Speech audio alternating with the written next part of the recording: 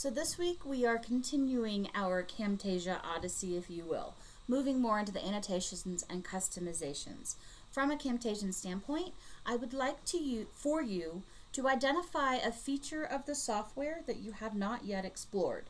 For some of you, that might be hotspots. I recommend this simply because hotspots came up in 2 of the storyboards that I saw referenced in the discussion last week. And hotspots can be a very interesting way to help call attention to information without having a lot of text on the screen at any one time. But from a multimedia principle standpoint, we're also dealing with my favorite principle, redundancy. And why is it my favorite? Well, it's the one that is most often violated time and time again. Think about how many times you may have had to take some sort of regulatory training from your employer. Oftentimes this takes the form of sexual harassment. Well, guess what? Oftentimes they read to you the text that's on the screen. We know from research, Clark and Mayer, Richard Mayer has done extensive work in this area. Redundancy can kill cognition.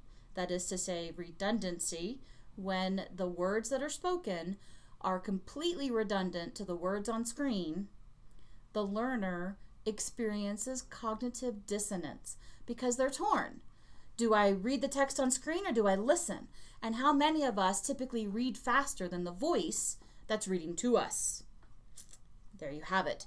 That's why it is one of my favorites, because it is so often violated yet so easily fixed. It's also a reason why it was a cornerstone of my dissertation research as a doc student and continues to be something that I triumph in my research.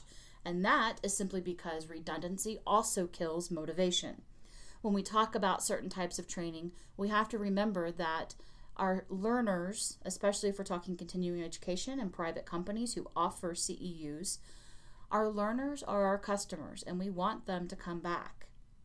And if they have options, both being equal in cost, one being better designed, where are they going to go?